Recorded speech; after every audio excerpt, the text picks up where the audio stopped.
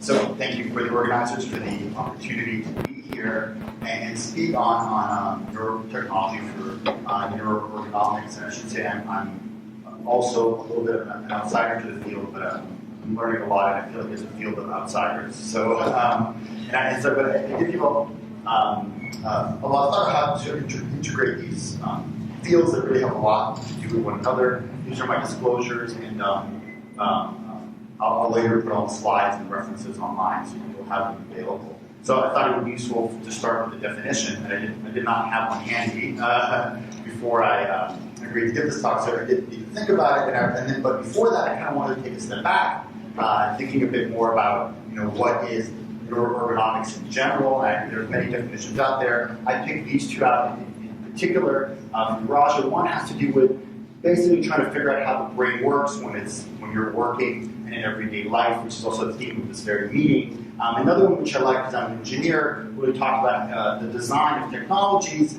that essentially allows us to operate more efficiently when you interact with objects and the machines that we're operating. And so in that sense, thinking about how can we describe what neuromodulation is in this context.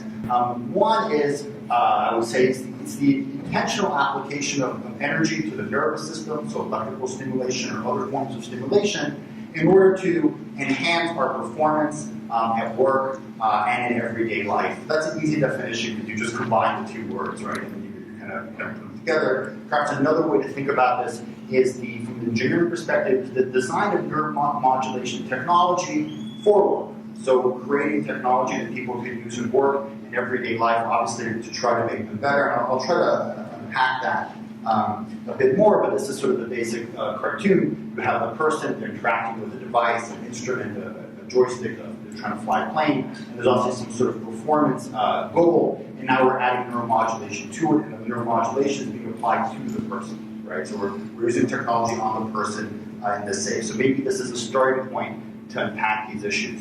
I'm going to be specifically focusing on one form of neuromodulation that's called transcranial direct current stimulation, or tDCS for short. For those who have not seen it before, just briefly, this is what it looks like. I'm wearing a tDCS headgear. You can see those two sponges on my head being held to by a strap. There's always two electrodes, like the two terminals of the battery, and in electrical stimulation, we call the positive terminal the anode, and we call the negative terminal the cathode. And you can see that those cables running down the side of my neck, they're attached not to a 9-volt battery. I always like to say tDCS uses a 99-volt battery, but here is a 9-volt battery. It is a stimulator that operates on 9-volt batteries, and like 9-volt batteries, it produces a very low level, just a few voltages of stimulation, which translates to a few milliamps, and typically this is applied for tens of minutes at a time.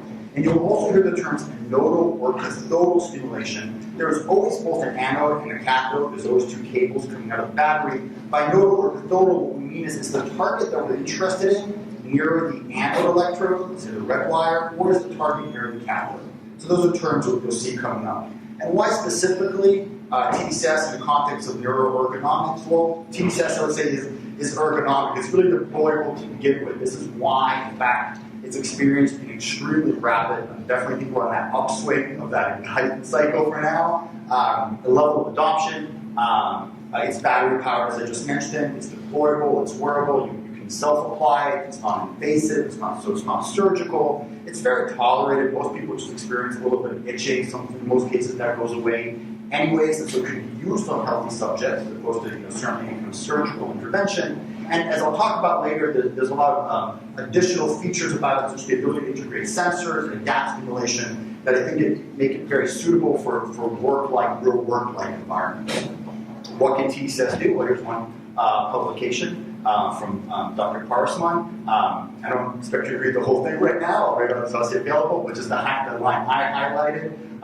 Him and his colleagues, including Jeremy Nelson and Andy McKinley, concluded in this trial that tDCS may be well suited to mitigate performance degradation in work settings. And other people have gone on to repeatedly validate, including in sort of base-like environments, that tDCS can reverse cognitive decline associated with lack of attention, essentially, in often cases even directly compared to coffee and working better. Here's another paper by Raja, just the one line I highlighted. the authors concluded that their evidence supports that tDCS can accelerate learning. So this is using tDCS while you are training people, right? And you always want to get more out of the training. Training time is always limited. And so in this case, tDCS is being combined with training so that that same training produces a bigger result, and as a result, you enhance performance. And importantly, these are complex cognitive tasks, and not just in some sort of finger tapping task, but a real world related task. And just one more paper from Raja, where the line highlighted here is he's concluding that tDCS is among these neuro enhancement methods that can improve attention, perception, memory, and other forms of cognition in healthy individuals. So, more broadly, if you look at the literature, there's been hundreds, thousands now of clinical trials using transcranial direct current stimulation for the union. Right? So in the clinical domain, very broad, this is sort of an informal list of indications with severe depression, obviously refractory pain, and so on. And in an area of sort of performance enhancement or behavior changes in healthy individuals, also extremely wide range of things, from making people more creative, already mentioned attention, accelerated learning, training in different kind of tasks like threat detection, making people better at math, and getting all the way to more interesting things like affecting how jealous people are, okay, or how prejudiced people are. And this at its face value is remarkable, right? Because we're talking about a 9-volt battery pressed to someone's forehead. And so I think one of the questions I want to unpack a little bit, and I think you have to unpack it, is how can a 9-volt battery do anything at all? How can pressing a 9-volt battery to our forehead, and I gotta say, tDCS is not a 9-volt battery, but didn't do that analogy. How can pressing a 9-volt battery to our forehead influence how jealous we are?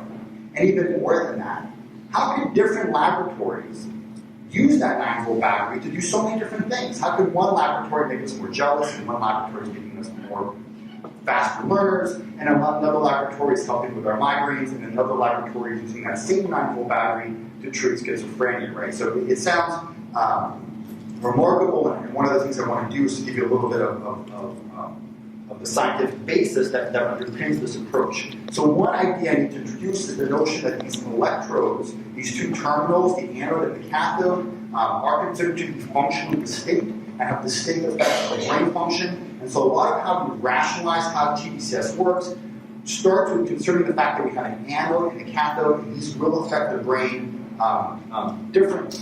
The basic idea is under the anode, you are pushing this positive current into the cortex, and under the cathode, you are sucking it up. So in one case, it is passing inward and crossing into the gray matter. In the other case, it's passing out of the gray matter. And there's decades of work truly, to show that when direct current passes across neurons, it polarizes them. It changes their membrane potential. How it does so depends very much on the direction of the current flow relative to the cell morphology. So in this very simplified cartoon, these layer 5-6 cells sitting inside the gray matter. In the nodal case, current is flowing downward. In the cathodal case, it's flowing upward. And because the current flows in different directions, they'll be polarized differently. The nodal case will depolarize the soma, whereas the cathodal case will hyperpolarize the soma. So a lot of the strategies that goes into developing tDCS and applying tDCS for different applications has to do with thinking about where do we place the anode and where do we place the cathode near particular brain regions to produce particular patterns of polarization. And there are many variations of tDCS. The conventional form of tDCS uses big electrodes. These look almost like sponges.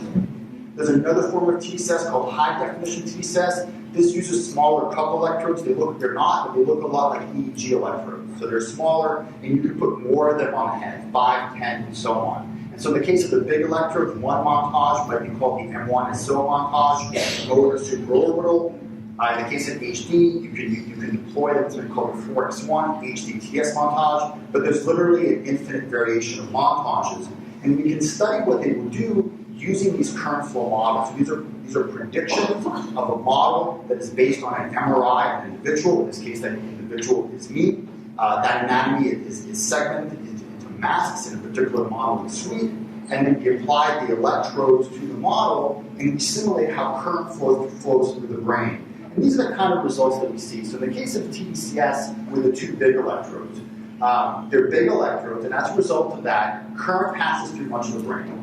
The hotter the colors in this case is the more relative intensity. And maybe it's not a surprise when you put two large electrodes across the head like this, much of the melon gets current flowing through it. And so that's what you see with tDCS. Well, with high definition tDCS, you get a categorical increase in the ability to control current flow. It's about as categorical as if you went from EEG with 2 sponges to EEG using small electrodes, right? It's a pretty big change. But still, both are useful. With tDCS and these large electrodes, I think it's very useful to think about circuits, circuit therapeutics, circuit-based interventions, because again, we're not going to get to one node. While with tDCS, I think it's important to emphasize you can be targeted with non-invasive electrical stimulation. Some people think you can't, but that's certainly not the case. And these are just 2 examples. There's many, many variations of how you can deploy tDCS or high-definition tDCS. And so this starts to answer the question of how tDCS can be used for so many different things. Well, it's not the same thing, right? There's many different ways to apply tDCS. I'm not even getting into this notion of how much current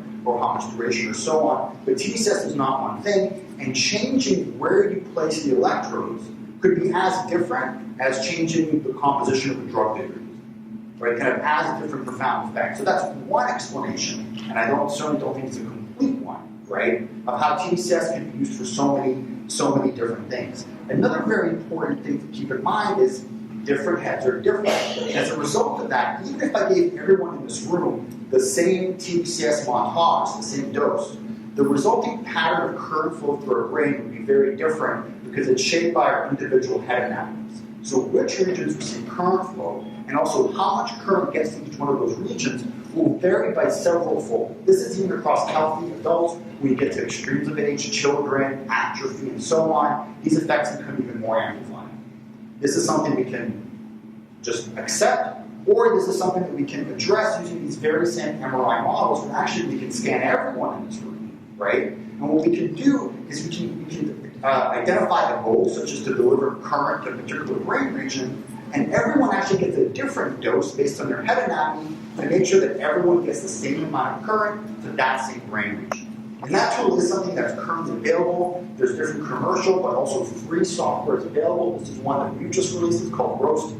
It's a horrible acronym made up by Bradstreet, but then I realized it's actually rather memorable, so I guess that was his goal. But anyways, it's free, but you still need MATLAB. It leverages a lot of well-established packages, but we did have to modify them for our purposes. But the bottom line is one command line, you can take any MRI that you have, and you can model any montage that you want. So this notion of this individualized current flow modeling or population level is certainly readily available. And so I would add to this basic cartoon where you have the person and neuromodulation, this idea now that we have anatomical targeting. And so in that anatomical targeting can be individualized. So you start with an MRI anatomical scan and a current flow model, and now you can develop a better prescription of how you should apply neuromodulation to get current to a particular brain region in that person. Now, anybody who's heard of tDCS has also heard of the controversy associated with tDCS, and this is both healthy, but in some cases not so healthy. So every few years, some study pops up that says that there's been a big breakthrough of discovery that tDCS is low intensity. By that, what they mean is that when you put electrodes on top of the head, and you're only applying a few volts, a few milliamps to begin with, only a fraction of that will actually get to the brain. And the fraction that gets to the brain is so small that it cannot drive neuronal firing. It's not, for example, electroconvulsive therapy that will produce a seizure with 1,000 milliamps. This is 1 milliamp, right? And so people say, well, because so little gets to the brain, it must be ineffective. And for the first thing, I want to say this isn't new. The kind of models I've been showing you, as well as the intracranial recordings of healthy individuals, have been around for over a decade. We've always known this. And in fact, this is something that the field has always embraced, and so I want to explain why that's a virtue. So now we have, it's like an engineer's version of the head, but you have the tDCS electrode on top, and now we have some cells that we want to target, and these are a network that's overlaid. So when we generate current and it passes across these cells, even if we can get that current to go through 1/2 of one gyri, or not, we can't, that doesn't represent one brain function, right? So we're talking now about a distributed networks of cells that are overlapped in space, which means that spatial targeting simply cannot work, right? It will simply fail. So I have the green ones I want to stimulate. The idea is that now, for some reason, and that some reason maybe is I make you think about flying a plane, or we work on your depression, we talk about it a little bit. Or we do rehab, some neurons in your brain particularly become active. And the theory is that because these neurons are now being preferentially driven, they will now get the benefit of tDCS or stimulation while the others will not. And this is an idea called functional targeting to contrast it with anatomical targeting, because this requires no anatomical targeting at all. You can actually stimulate the entire brain, pass current through the whole brain, make you do something. And as long as only the neurons that are doing something get responsive to tDCS, we have a very targeted approach. I want to show you very briefly some data from animal trials to support that idea, right? And so I don't have too much time to unpack this. This is data from rat brain slices. We can do hippocampus, cortex, other brain regions. And we have a marker of excitability in this tissue called the excitatory postsynaptic potential. Extracellular, we call the field excitatory postsynaptic potential. Maybe the closest thing to humans is like an ERP.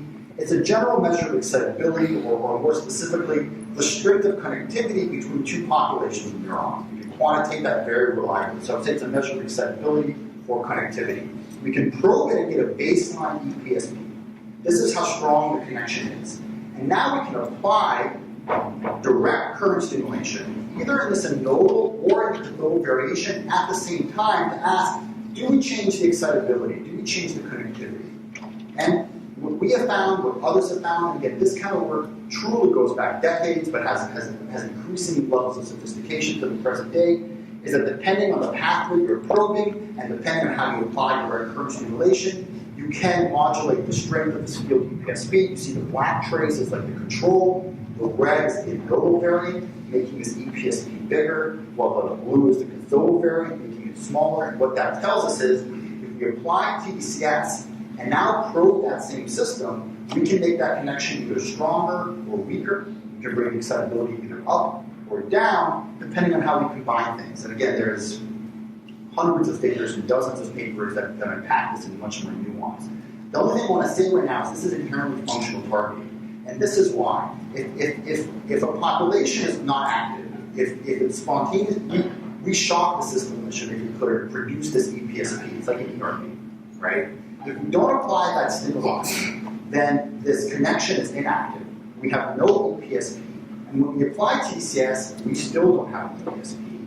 Why? Because tDCS is low intensity. It's too weak to activate the system. If we have two populations, and one population is active, and the other one is inactive, and the one that is active, why is it active? Well, because we're activating it, we're probing it to get an EPSP.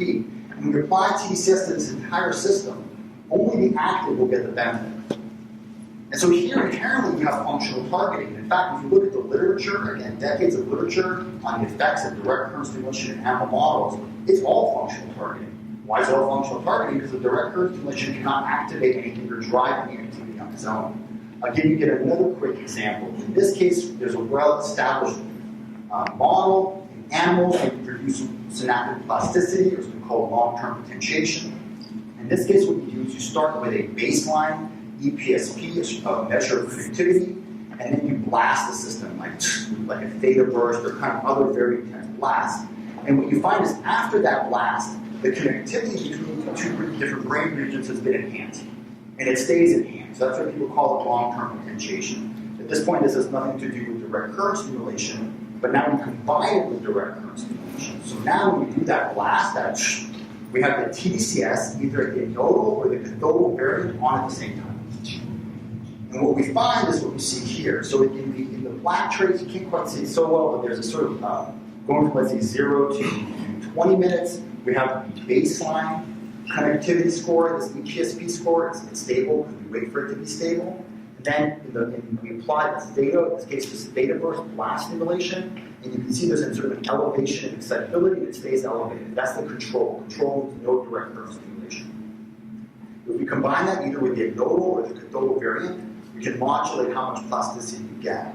And again, this is functional targeting. The direct current stimulation on its own is so weak it will not produce fire. And it's not going to produce any plasticity either. So that means that if you have different populations of synapses, and some are ongoing plasticity for some other reason, like refracticity, and some are not undergoing plasticity, only the ones that are already undergoing plasticity will get the benefit of direct current stimulation. This is, again, I know there's a huge, so many oversimplifications here. The brain is not inactive. All things are constantly undergoing plasticity. But I'm just trying to get a little bit of visibility to this notion of functional targeting. And one more experiment I really like is, in this case, what we did is we applied theta burst again and again. So, and what people know is at some point, you get to a plateau. Meaning that let's call it the endogenous training signal, the theta burst, you can't get any more plasticity. But when we combine that with the nodal variant of tDCS, not only do we get more plasticity in the first round, we get to a higher plateau. We can increase the ceiling, and I think that has some very interesting ideas. So, when we talk about tDCS, we have the ability to optimize both anatomical and functional targeting. The anatomical targeting is where we put it, so we're doing both. It's where you put the electrodes to make sure the current only goes to particular targeted brain regions. But the functional targeting is that the individual is doing a task, and you're specifically testing whether tDCS affects performance on that task and not on other tasks. That's where you expect to see specificity. So adding to this cartoon, I'll now add this notion that the person is engaging in must engage in some sort of task because they're looking at some kind of performance measure. So whatever it is, they're flying a plane, they're playing a video game, and that task is actually putting their brain into a certain state. And the stimulation is actually affecting that brain state. Just a couple more points. One is the notion, something I'm very interested in, which is the combining of stimulation with neuroimaging. Neuroimaging is also already a very big theme of the meeting, and particularly of the wearable variety, because wearable is a general sense of the word, but tDCS and other forms of neuromodulation, many of them can be worn, you can walk around with them. And so can many forms of brain monitoring, EEG, fNIRS, and so on. And so the person's really wearing the cap. Let's just combine these stimulation nodes, which are those large, well, in the right case, it's the little where the arrows are, and then the EEG recording ones are surrounding it, or the fNIRS system. You can sort of distinguish between the sort of more glassy stimulation electrodes and the dark ear sensors. So we can sort of combine these techniques and ask many questions. One of the questions that I'm very interested in is obviously how you use the recording to inform the stimulation. In the case of EEG, this is particularly interesting because of some idea called reciprocity, where you have the person undergo a task, and obviously that task will activate their brain and generate an EEG signature. And it is possible to use an algorithm now to essentially reverse that EEG signature in order to create a stimulation pattern that delivers the current back to the same nodes that were generating the EEG signal. And this could be almost done in real time. So as you're thinking, your brain is generating activity, you monitor that activity, and you stimulate in a way that is personalized to you to stimulate those same nodes that are generating the activity. The idea of reciprocity actually has been around for a very, very long time. We've been applying our own enhancements to it.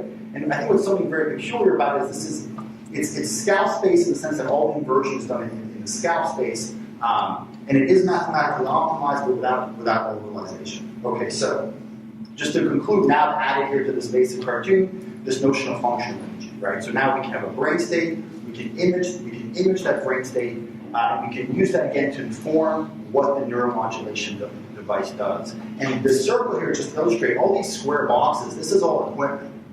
And actually, it doesn't have to be different equipment. This could be one device that the person is interacting with that is doing all these things, and just the way I drew it here is kind of surrounding the person. And so this is sort of where I'm going to end up with this notion of neuromodulation and neuroergonomics. What I haven't put in here is all these other great things you've been hearing about, from BCI to neurofeedback to pharmacology and so on. Those can just be plugged in, right? Those are part of sort of the neuroergonomic frame rate, or neuroergonomic frame. What I'm showing you here is how state-of-the-art neuromodulation could be used to potentially enhance all those things. I just want to conclude with a plug. This is a meeting that I'll be running, co-chairing starting at the end of August.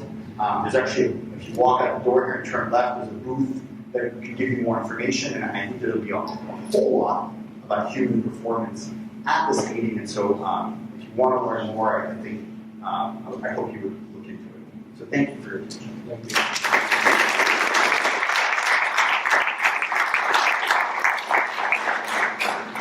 Just out of curiosity, I could combine the simulation of EEG using stage detection, specific pattern recognition for memory consolidation, and just reinforce that automatically.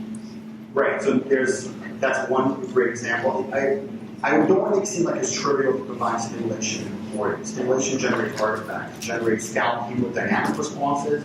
It also generates bizarre electrical artifacts.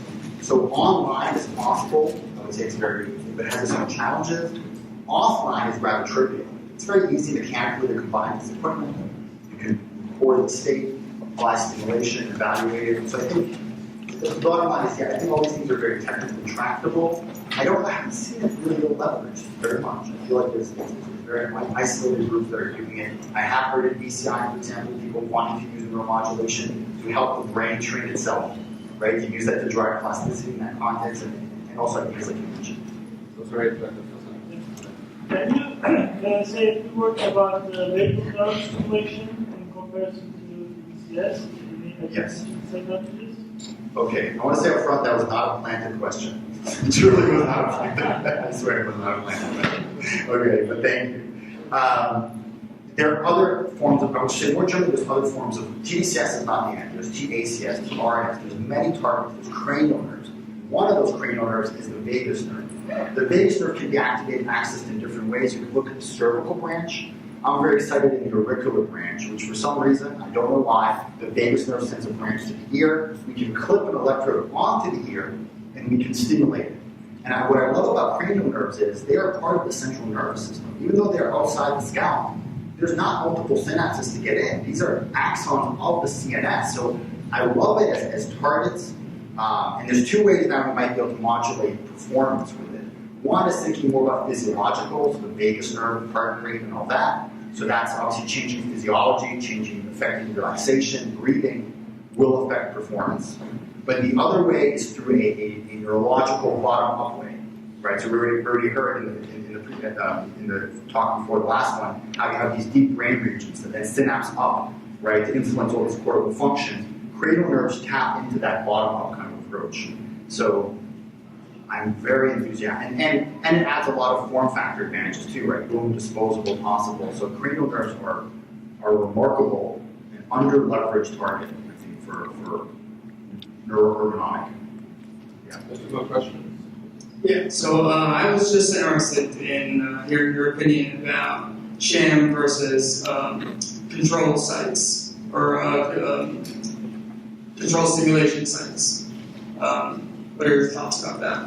I think you're asking, in all tDCS trials, we want to know that it's not placebo, right? Essentially the same. And so the way how do you know it's not placebo, you add up the rigorous trials, including some of the ones that I highlighted briefly, have a sham or control arm. So sham means that you just apply stimulation for a little bit, you produce a little bit of tingling. So a naive person would think, I'm getting it, and then you turn it off. While a control montage would mean you stimulate another part of the brain. And I've discussed this with a lot of people, and I think there is no best solution. I think it comes down to what is your hypothesis? What are the goals? Because obviously when you're going through control, if you're using an active control, you're stimulating another brain region. That might also work for other reasons, right? Maybe it's functional targeting, maybe it's other brain regions. And shams have their own limitations as well.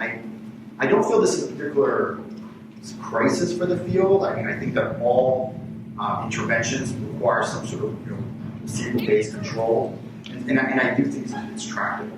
I fully address your concern. I was just wondering if you think that that's a major factor to why there's a lot of variability in terms of the results, but it seems that you think that's not a major. I think the major source of variability actually in tDCS is lack of rigor in the actual how you apply the tDCS itself. I think many people who do tDCS, some people, a lot of people, have no training. Imagine doing fNIRS, where you just get it out of the box and go for it. Imagine doing EEG without ever having any training or even watch someone in person do it. The chances that you will be successful, maybe, but maybe it's going to be very noisy. So as far as if I identify one thing that's just affecting the rigor right now, it's just that people need to be more systematic about being trained and in the actual application site itself. It's amazing how you'll sometimes read papers where they don't even document what they did because I guess they didn't think it was important, right? So that's, a bigger crisis. Okay, there was one question. Thank you. I wanted to comment on something. So whenever you have any kind of inhomogeneities in the tissue, there are often, they act as basically, our tissue can act as a battery. So for example, if you take a wound, you have a cut, it's well known that there is an electric field that gets established. Injury potentially, yeah. Right? So there are a variety of the homogeneities in the brain and in other areas of life. They definitely produce currents, DC currents, at least over a period of minutes. So I wonder if you could compare the level of currents that are generated with tDCS with those naturally occurring currents in the body. Oh, that's such a great question. So actually my background, the way I came to this actually is I was interested in what's called endogenous electric field, right, or field effect. So the brain itself generates electricity. We just heard about it, you heard about EEG. So the potentials are so big, you can pick them up on the surface of the scalp. Guess what? They're bigger inside the brain, obviously. And so the brain generates its own electricity, injury responses, oscillations, and so on. And these are peculiarly on roughly the same scale, or even a little bigger than what we generate when we apply stimulation. And so it's very compelling to think if those endogenously generated signals, right, if oscillations we pick up on the scalp are not just epiphenomena, but actually functional signals that the brain uses, now when we apply stimulation, is the body responding to something? It doesn't know. It doesn't know that the brain is not doing theta, that we put in the theta.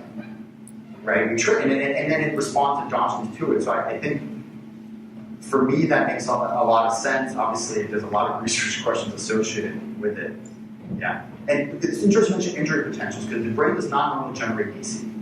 It's very hard to sustain that. The peculiarity is, one, in injuries, we can get it for a while. The other peculiarity is during development, where DC potentials are there, it has to act as a very powerful signal for guidance. Those would be the two situations where endogenously you get DC.